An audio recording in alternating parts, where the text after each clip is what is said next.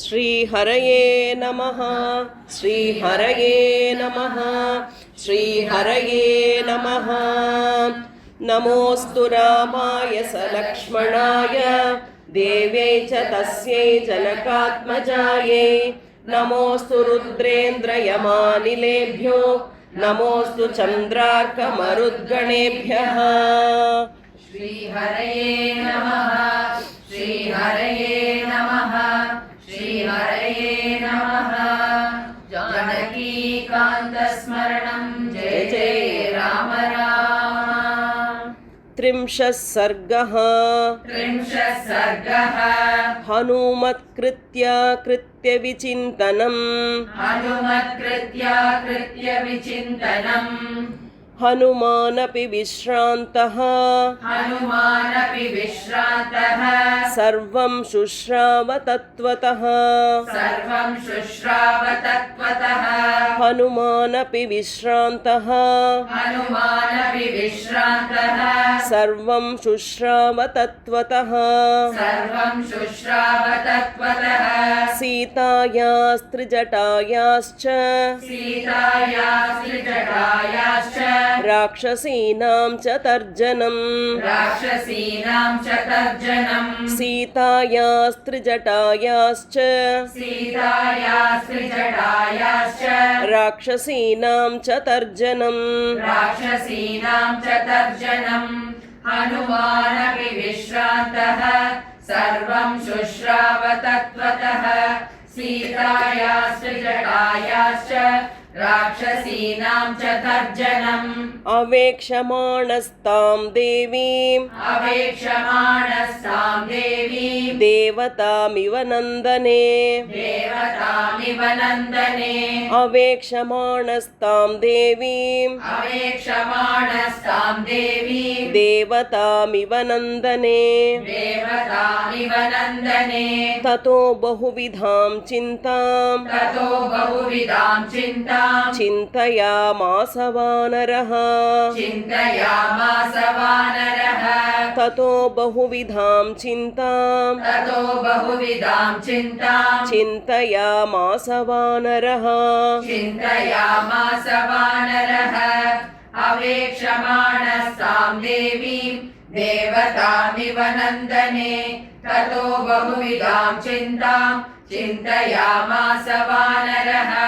यां कपीनां सहस्राणि सुबहून्ययुतानि च यां कपीनां सहस्राणि सुबहून्ययुतानि च दिक्षु सर्वासु मार्गन्ते सेयमासादिता मया दिक्षु सर्वासु मार्गन्ते सेयमासादिता मया यां कपीनां सहस्राणि सुबहून्ययुतानि च दिक्षु सर्वासु मार्गन्ते सेयमासादिता मया चारेण तु सुयुक्तेन शत्रो शक्तिमवेक्षत चारेण तु सुयुक्तेन शत्रो शक्तिमवेक्षत गूढेन चरता तावद् अवेक्षितमिदं मया गूढेन चरता तावद् अवेक्षितमिदं मया चारेण तु सुयुक्तेन शत्रो शक्तिमवेक्षत गूढेन चरता तावद् अवेक्षितमिदं मया राक्षसानां विशेषश्च राक्षसानां विशेषश्च पुरी चेयमवेक्षिता पुरी चेयमवेक्षिता राक्षसानां विशेषश्च राक्षसानां विशेषश्च पुरी चेयमवेक्षिता पुरी चेयमवेक्षिता राक्षसाधिपतेरस्य राक्षसाधिपतेरस्य प्रभावो रावणस्य च प्रभावो रावणस्य च राक्षसाधिपतेरस्य राक्षसाधिपतेरस्य प्रभावो रावणस्य च प्रभावो रावणस्य च राक्षसानां विशेषश्च पुरी चेयमवेक्षिता राक्षसाधिपतेरस्य प्रभावो रावणस्य च युक्तं तस्या प्रमेयस्य युक्तं तस्या प्रमेयस्य सर्वसत्त्वदयावतः सर्वसत्त्वदयावतः युक्तं तस्या प्रमेयस्य युक्तं तस्या प्रमेयस्य सर्वसत्त्वदयावतः सर्वसत्त्वदयावतः समाश्वासयितुं भार्यां समाश्वासयितुं भार्यां पतिदर्शनकाङ्क्षिणीं पतिदर्शनकाङ्क्षिणीं समाश्वासयितुं भार्यां समाश्वासयितुं भार्यां पतिदर्शनकाङ्क्षिणीं पतिदर्शनकाङ्क्षिणीं युक्तं तस्या प्रमेयस्य सर्वसत्त्वदयावतः समाश्वासयितुं भार्यां पतिदर्शनकाङ्क्षिणीम् अहमाश्वासयाम्येनां अहमाश्वासयाम्येनां पूर्णचन्द्रनिभाननां पूर्णचन्द्रनिभाननाम् अहमाश्वासयाम्येनां अहमाश्वासयाम्येनां पूर्णचन्द्रनिभाननां पूर्णचन्द्रनिभाननाम् अदृष्टदुःखां दुःखार्ता अदृष्टदुःखां दुःखार्तां दुःखस्यान्तम् अगच्छतीं दुःखस्यान्तम् अगच्छतीम् अदृष्टदुःखां दुःखार्ता अदृष्टदुःखां दुःखार्तां दुःखस्यान्तम् अगच्छतीं दुःखस्यान्तम् अगच्छतीम् अहमाश्वासयाम्येनां पूर्णचन्द्रनिभाननाम् अदृष्टदुःखां दुःखार्तां दुःखस्यान्तम् अगच्छतीम् यदि अहमिमां देवीं यदीहमिमां देवीं शोकोपहतचेतनां शोकोपहतचेतनां यदि अहमिमां देवीं यदीहमिमां देवीं शोकोपहतचेतनां शोकोपहतचेतनाम् अनाश्वास्य गमिष्यामि अनाश्वास्य गमिष्यामि दोषवद्गमनं भवेत् दोषवद्गमनं भवेत् अनाश्वास्य गमिष्यामि अनाश्वास्य गमिष्यामि दोषवद्गमनं भवेत् दोषवद्गमनं भवेत् यदि ह्यहमिमां देवीं शोकोपहतचेतनाम् अनाश्वास्य गमिष्यामि दोषवद्गमनं भवेत् गते हि महि तत्रेयम् गते हि मयि तत्रेयम् राजपुत्री यशस्विनी राजपुत्री यशस्विनी गते हि मयि तत्रेयम् गते हि मयि तत्रेयम् राजपुत्री यशस्विनी राजपुत्री यशस्विनी परित्राणमविन्दन्ति परित्राणमविन्दन्ति जानकी जीवितं त्यजेत् जानकी जीवितं त्यजेत् परित्राणमविन्दन्ति परित्राणमविन्दन्ति जानकी जीवितं त्यजेत् जानकी जीवितं त्यजेत् गते हि मयि तत्रेयम् राजपुत्री यशस्विनी परित्राणमविन्दन्ति जानकी जीवितं त्यजेत् मया च स महाबाहुः मया च स महाबाहुः पूर्णचन्द्रनिभाननः पूर्णचन्द्रनिभाननः मया च स महाबाहुः मया च स महाबाहुः पूर्णचन्द्रनिभाननः पूर्णचन्द्रनिभाननः पूर्णचन्द्रनिभाननः समाश्वासयितुं न्यायः समाश्वासयितुं न्यायः सीतादर्शनलालसः सीतादर्शनलालसः समाश्वासयितुं न्यायः समाश्वासयितुं न्यायः सीतादर्शनलालसः सीतादर्शनलालसः मया च स महाबाहुः पूर्णचन्द्रनिभाननः समाश्वासयितुं न्यायः सीतादर्शनलालसः निशाचरीणां प्रत्यक्षम् निशाचरीणां प्रत्यक्षम् अनर्हं चापि भाषणम् अनर्हं चापि भाषणम् निशाचरीणां प्रत्यक्षम् निशाचरीणां प्रत्यक्षम् अनर्हं चापि भाषणम् अनर्हं चापि भाषणम् कथं नु खलु कर्तव्यम् कथं नु खलु कर्तव्यम् इदं कृच्छ्रगतो ह्यहम् इदं कृच्छ्रगतो ह्यहम् कथं नु खलु कर्तव्यम् कथं नु खलु कर्तव्यम् इदं कृच्छ्रगतो ह्यहम् इदं कृच्छ्रगतो ह्यहम् निशाचरीणां प्रत्यक्षम् अनर्हं चापि भाषणम् कथं नु खलु कर्तव्यम् इदं कृच्छ्रगतो ह्यहम् अनेन रात्रिशेषेण अनेन रात्रिशेषेण यदि नाश्वास्यते मया यदि नाश्वास्यते मया अनेन रात्रिशेषेण अनेन रात्रिशेषेण यदि नाश्वास्यते मया यदि नाश्वास्यते मया सर्वथा नास्ति सन्देहः सर्वथा नास्ति सन्देहः परित्यक्षति जीवितम् परित्यक्षति जीवितम् सर्वथा नास्ति सन्देहः सर्वथा नास्ति सन्देहः परित्यक्षति जीवितम् परित्यक्षति जीवितम् अनेन रात्रिशेषेण यदि नाश्वास्यते मया सर्वथा नास्ति सन्देहः परित्यक्षति जीवितम् रामश्च यदि पृच्छेन्मां रामश्च यदि पृच्छेन्मां किं मां सीता ब्रवीद्वचः किं मां सीता ब्रवीद्वचः रामश्च यदि पृच्छेन्मां रामश्च यदि पृच्छेन्मां किं मां सीता ब्रवीद्वचः किं मां सीता ब्रवीद्वचः किमहं तं प्रतिब्रूयां किमहं तं प्रतिब्रूयाम् असम्भाष्य सुमध्यमाम् असम्भाष्य सुमध्यमाम् किमहं तं प्रतिब्रूयां किमहं तं प्रतिब्रूयाम् असम्भाष्य सुमध्यमाम् असम्भाष्य सुमध्यमाम् रामश्च यदि पृच्छेन्मां किं मां सीता ब्रवीद्वचः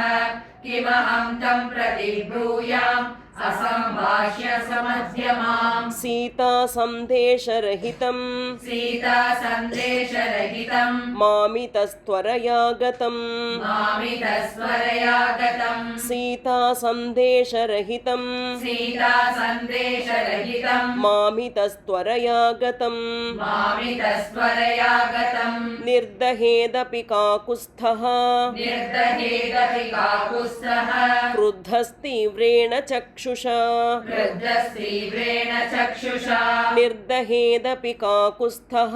निर्दहेदपि काकुत्स्थः क्रुद्धस्तीव्रेण चक्षुषा क्रुद्धस्तीव्रेण चक्षुषा सीता सन्देशरहितम् मामितस्त्वरया गतम् निर्दहेदपि काकुत्स्थः क्रुद्धस्तीव्रेण चक्षुषा यदि चोद्योजयिष्यामि यदि चोद्योजयिष्यामि भर्तारं रामकारणात् भर्तारं रामकारणात् यदि चोद्योजयिष्यामि यदि चोद्योजयिष्यामि भर्तारं रामकारणात् भर्तारं रामकारणात् व्यर्थमागमनं तस्य व्यर्थमागमनं तस्य ससैन्यस्य भविष्यति ससैन्यस्य भविष्यति व्यर्थमागमनं तस्य व्यर्थमागमनं तस्य ससैन्यस्य भविष्यति ससैन्यस्य भविष्यति यदि चोद्योजयिष्यामि भर्तारं रामकारणात् व्यर्थमागमनं तस्य ससैन्यस्य भविष्यति अन्तरं त्वहमासाद्य अन्तरं त्वहमासाद्य राक्षसीनाम् इह स्थितः राक्षसीनाम् इह स्थितः अन्तरं त्वमहासाद्य अन्तरं त्वहमासाद्य राक्षसीनाम् इह स्थितः राक्षसीनाम् इह स्थितः शनैराश्वासयिष्यामि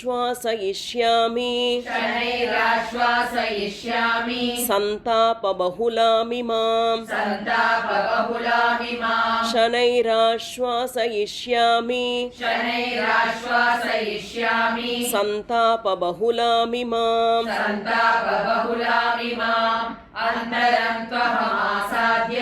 राक्षसीनामिह स्थितः शनैराश्वासयिष्यामि सन्तापबहुलामिमाम् अहं त्वतितनुश्चैव अहं त्वतितनुश्चैव वानरश्च विशेषतः वानरश्च विशेषतः अहं त्वतितनुश्चैव अहं त्वतितनुश्चैव वानरश्च विशेषतः वानरश्च विशेषतः वाचं चोदाहरिष्यामि वाचं चोदाहरिष्यामि मानुषीमिह संस्कृताम् मानुषीमिव संस्कृताम् वाचं चोदाहरिष्यामि वाचं चोदाहरिष्यामि मानुषीमिह संस्कृताम् मानुषीमिव संस्कृताम् अहं त्वतितनुश्चैव वानरश्च विशेषतः वाचं चोदाहरिष्यामि मानुषीमिह संस्कृताम् यदि वाचं प्रदास्यामि यदि वाचं प्रदास्यामि द्विजातिरिव संस्कृताम् द्विजातिरिव संस्कृताम् यदि वाचं प्रदास्यामि यदि वाचं प्रदास्यामि द्विजातिरिव संस्कृताम् द्विजातिरिव संस्कृताम् रावणं मन्यमाना माम् रावणं मन्यमाना माम् सीता भीता भविष्यति सीता भीता भविष्यति रावणं मन्यमाना माम् रावणं मन्यमाना माम् सीता भीता भविष्यति सीता भीता भविष्यति यदि वाचं प्रदास्यामि द्विजातिरिव संस्कृताम् रावणं मन्यमाना माम् सीता भीता भविष्यति वानरस्य विशेषेण वानरस्य विशेषेण कथं स्यादाभिभाषणम् कथं स्यादाभिभाषणम् वानरस्य विशेषेण वानरस्य विशेषेण कथं स्यादाभिभाषणम् कथं स्यादाभिभाषणम् अवश्यमेव वक्तव्यम् अवश्यमेव वक्तव्यम् मानुषं वाक्यमर्थवत् मानुषं वाक्यमर्थवत् अवश्यमेव वक्तव्यम् अवश्यमेव वक्तव्यम् मानुषं वाक्यमर्थवत् मानुषं वाक्यमर्थवत् वानरस्य विशेषेण कथं स्यादभिभाषणम् अवश्यमेव वक्तव्यम् मानुषं वाक्यमर्थवत् मया सान्त्वयितुं शक्य मया सान्त्वयितुं शक्य नान्यथेयम् अनिन्दिता नान्यथेयमनिन्दिता मया सान्त्वयितुं शक्य मया सान्त्वयितुं शक्य नान्यथेयम् अनिन्दिता नान्यथेयमनिन्दिता सेयमालोक्य मे रूपम् श्रेयमालोक्य मे रूपम् जानकी भाषितं तथा जानकी भाषितं तथा सेयमालोक्य मे रूपम् श्रेयमालोक्य मे रूपम् जानकी भाषितं तथा जानकी भाषितं तथा मया सान्त्वयितुं शक्य नान्यथेयमनिन्दिता सेयमालोक्य मे रूपम् जानकी भाषितं तथा रक्षोभिस्त्रासिता पूर्वम् रक्षोभिस्त्रासिता पूर्वम् भूयस्त्रासं गमिष्यति भूयस्त्रासं गमिष्यति रक्षोभिस्त्रासिता पूर्वम् रक्षोभिस्त्रासिता पूर्वम् भूयस्त्रासं गमिष्यति भूयस्त्रासं गमिष्यति ततो जातपरित्रासा ततो जातपरित्रासा शब्दं कुर्यान् मनस्विनी शब्दं कुर्यान् मनस्विनी ततो जातपरित्रास ततो जातपरित्रासा शब्दं कुर्यान् मनस्विनी शब्दं कुर्यान् मनस्विनी रक्षोभिस्त्रासिता पूर्वं भूयस्त्रासं गमिष्यति ततो जातपरित्रासा शब्दं कुर्यान् मनस्विनी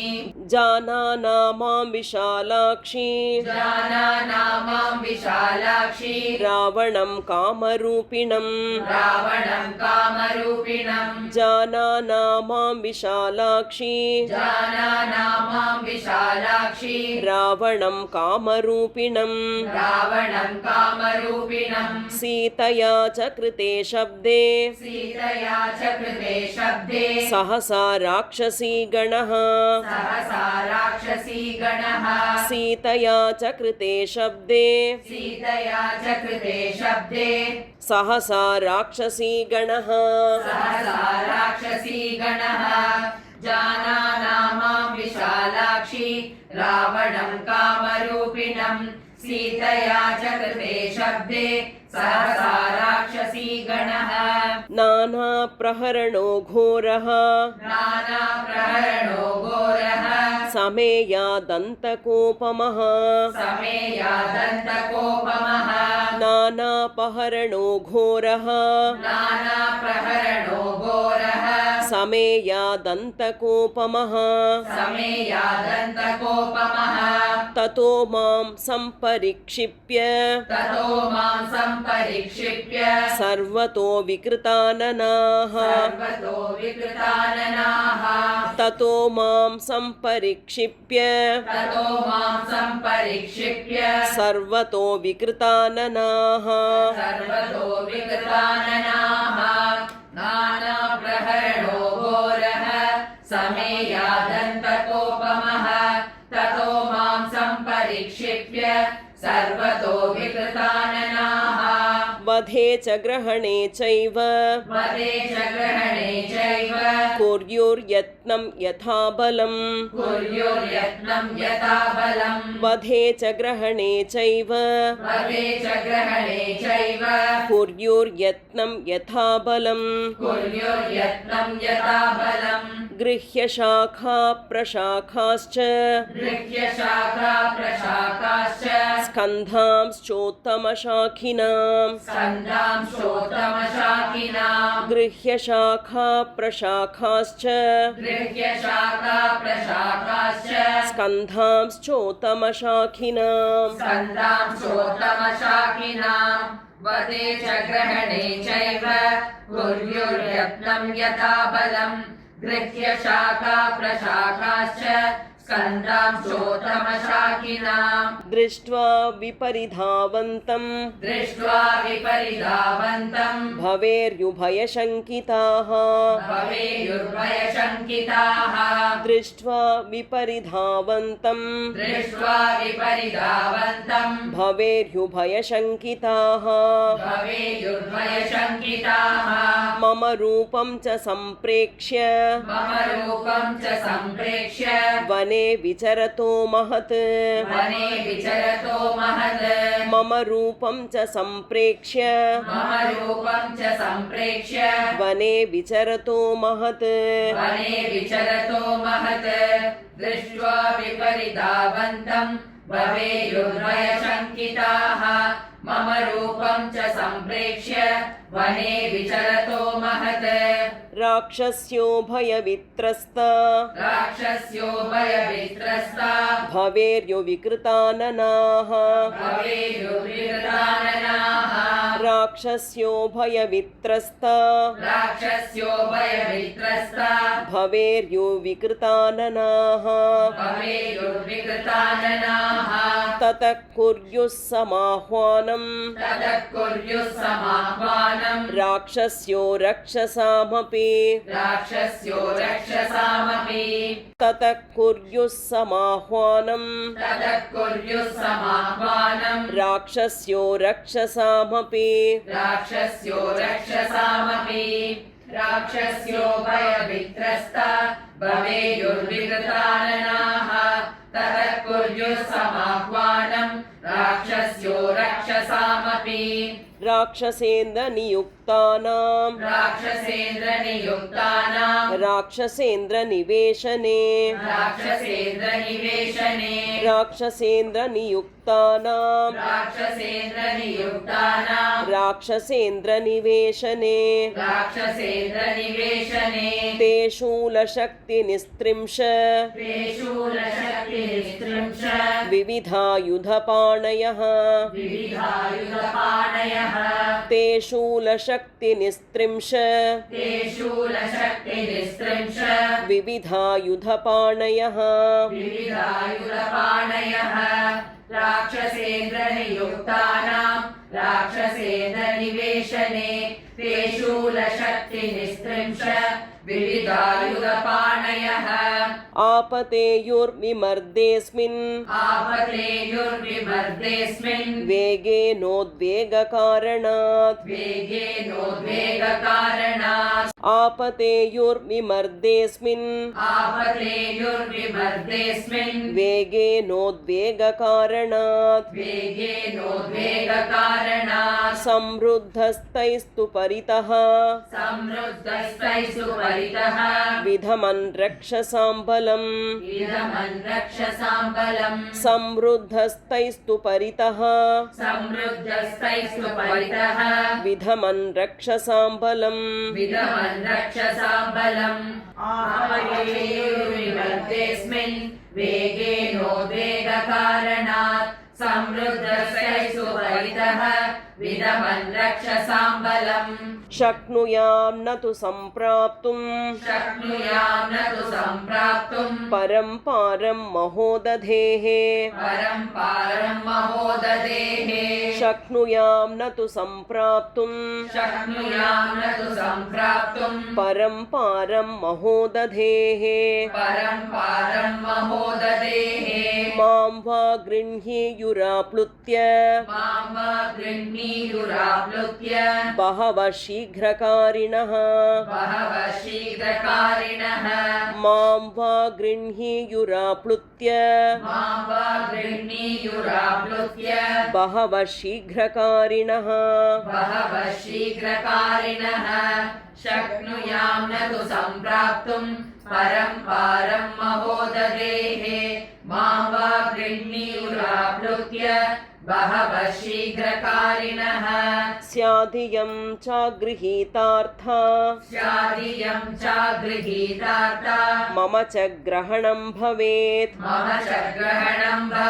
स्यादियं चागृहीतार्था मम च ग्रहणं भवेत्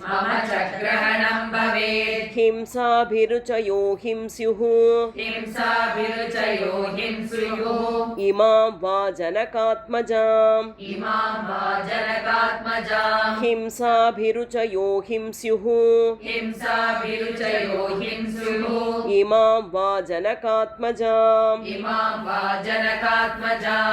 स्यादियं चागृहीतार्था मम च ग्रहणं भवेत् हिंसाभिरुचयो हिंस्युः इमां वा जनकात्मजाम् विपन्नं स्यात् ततः कार्यं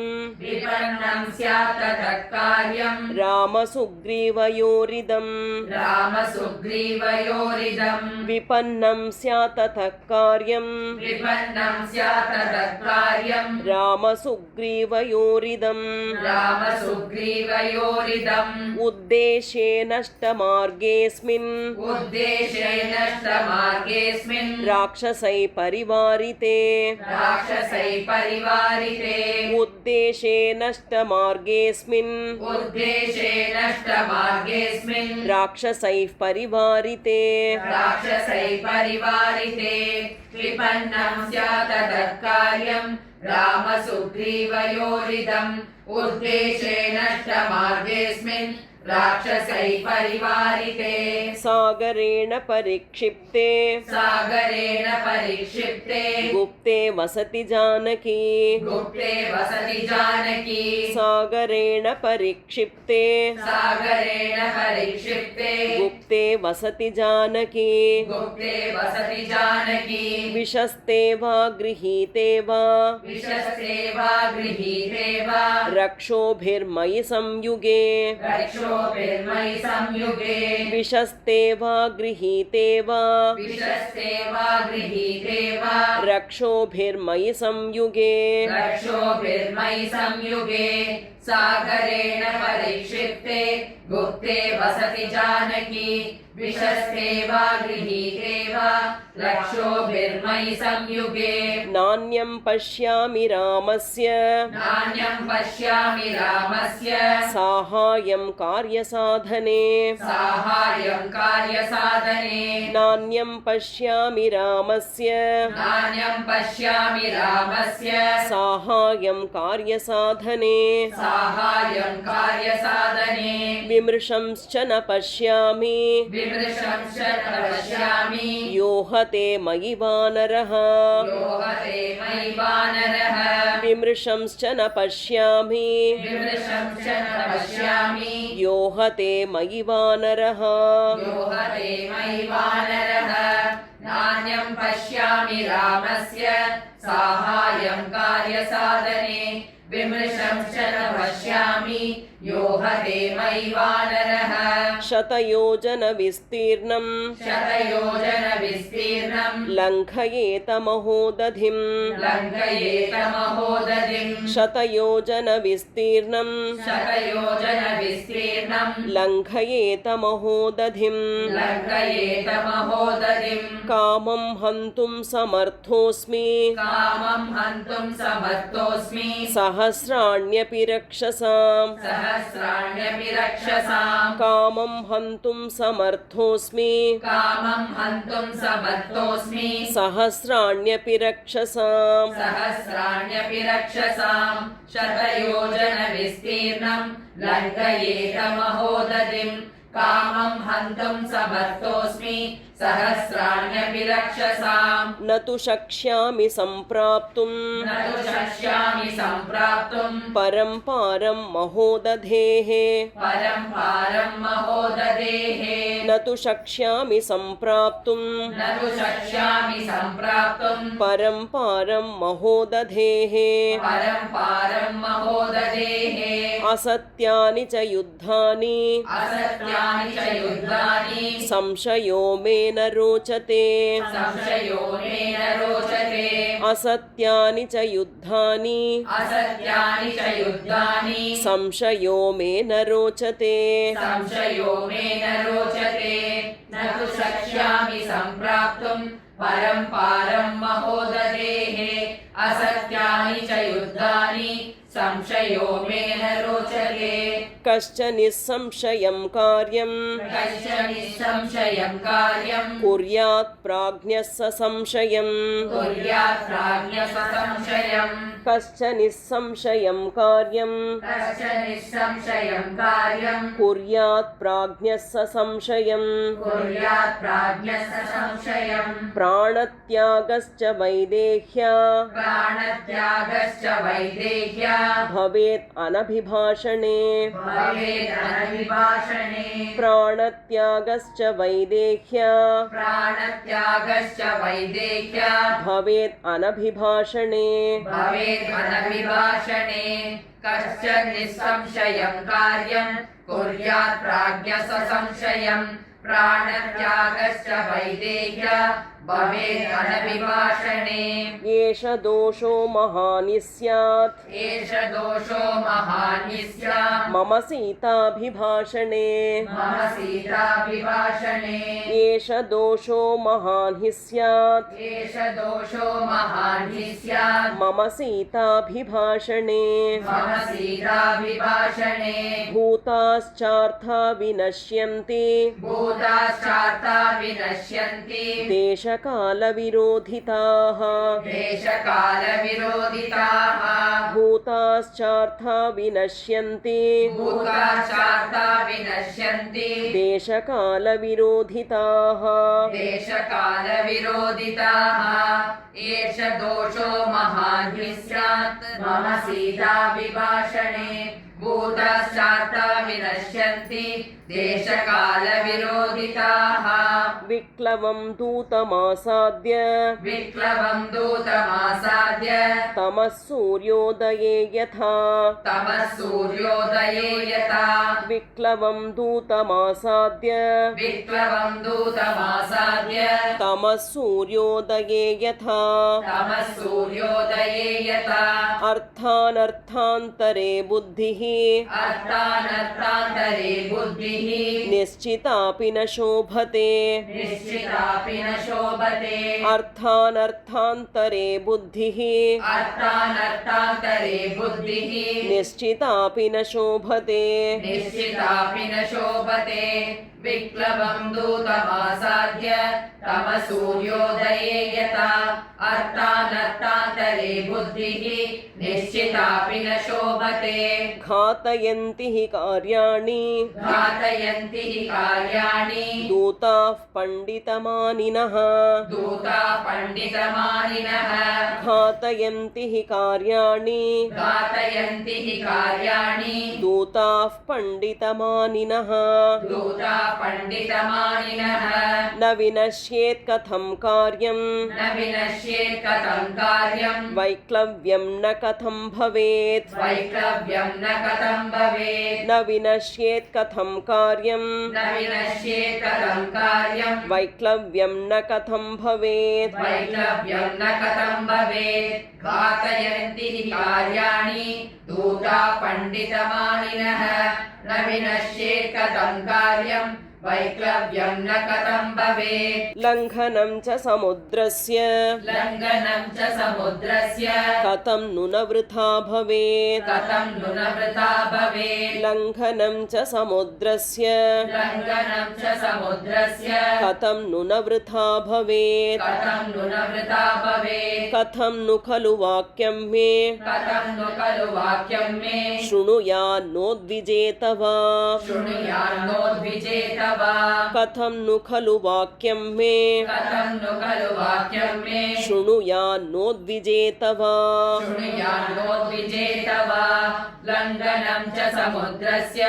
कथं नु न वृथा भवेत् कथं नु खलु वाक्यं मे शृणुयान्नोद्विजेत वा इति सञ्चिन्त्य हनुमान् इति सञ्चिन्त्य हनुमान् चकार मतिमान् मतिम् चकार मतिमान् मतिम् इति सञ्चिन्त्य हनुमान् इति सञ्चिन्त्य हनुमान् चकार मतिमान् मतिम् चकार मतिमान् मतिम् रामम् अक्लिष्टकर्माणम् रामम् अक्लिष्टकर्माणं स्वबन्धुम् अनुकीर्तयन् स्वबन्धुम् अनुकीर्तयन् रामम् अक्लिष्टकर्माणम् रामम् अक्लिष्टकर्माणं स्वबन्धुम् अनुकीर्तयन् स्वबन्धुम् अनुकीर्तयन् इति सञ्चिन्त्य हनुमान् चकार मतिमान् मतिम् रामम् अक्लिष्टकर्माणं स्वबन्धुम् अनुकीर्तयन् नैनामुद्वेजयिष्यामि नैनामुद्वेजयिष्यामि तद्बन्धुगतमानसाम् तद्बन्धुगतमानसाम् नैनामुद्वेजयिष्यामि नैनामुद्वेजयिष्यामि तद्बन्धुगतमानसाम् तद्बन्धुगतमानसाम् इक्ष्वाकूणां वरिष्ठस्य इक्ष्वाकूणां वरिष्ठस्य रामस्य विदितात्मनः रामस्य विदितात्मनः इक्ष्वाकूणां वरिष्ठस्य इक्ष्वाकूणां वरिष्ठस्य रामस्य विदितात्मनः रामस्य विदितात्मनः नैनामुद्वेजयिष्यामि तद्बन्धुगतमानसाम् इक्ष्वाकूणां वरिष्ठस्य रामस्य विदितात्मनः शुभानि धर्मयुक्तानि शुभानि धर्मयुक्तानि वचनानि समर्पयन् वचनानि समर्पयन् शुभानि धर्मयुक्तानि शुभानि धर्मयुक्तानि वचनानि समर्पयन् वचनानि समर्पयन् श्रावयिष्यामि सर्वाणि श्रावयिष्यामि सर्वाणि मधुरां प्रब्रुवन् गिरम् मधुरां प्रब्रुवन् गिरम् श्रावयिष्यामि सर्वाणि श्रावयिष्यामि सर्वाणि मधुरां प्रब्रुवन् गिरम् मधुरां प्रब्रुवन् गिरम् श्रद्धास्यति यथा हीयम् श्रद्धास्यति यथा हीयम् तथा सर्वं समादधे तथा सर्वं समाददे श्रद्धास्यति यथा हीयम् श्रद्धास्यति यथा हीयम् तथा सर्वं समादधे तथा सर्वं समाददे शुभानि धर्मयुक्तानि वचनानि समर्पयन् श्रावयिष्यामि सर्वाणि मधुरां प्रब्रुवन् गिरम् श्रद्धास्यति यथा हीयम् तथा सर्वं समाददे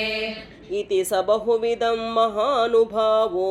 इति स बहुविधं महानुभावो जगतिपते प्रमदामवेक्षमाणः जगदिपते प्रमदामवेक्षमाणः इति स बहुविधं महानुभावो इति स बहुविधं महानुभावो जगतिपते प्रमदामवेक्षमाणः जगदिपते प्रमदामवेक्षमाणः मधुरम् अवितथं जगादवाक्यम् मधुरमवितथं जगादवाक्यम् द्रुमविटपान्तरमास्थितो हनुमान् ध्रुवविटपान्तरमास्थितो हनुमान् मधुरम् अवितथं जगादवाक्यम् मधुरम् अवितथं जगादवाक्यम् द्रुमविटपान्तरमास्थितो हनुमान् ध्रुवविटपान्तरमास्थितो हनुमान् इति स बहुविधं महानुभावो जगतिपते प्रमदामवेक्षमाणः मधुरमवितथं जगादवाक्यम् द्रुमविटपान्तरमास्थितो हनुमान् इत्यार्षे श्रीमद् रामायणे श्रीमद् रामायणे वाल्मीकीये आदिकाव्ये चतुर्विंशतिसहस्रिकायां चतुर्विंशतिसहस्रिकायां संहितायां सुन्दरकाण्डे हनुमत्कृत्याकृत्यविचिन्तनं नाम हनुमत्कृत्याकृत्यचिन्तनं नाम 30 सर्गः जानकीकान्तस्मरणं जय जय राम राम आंजनेय स्वामी की जय।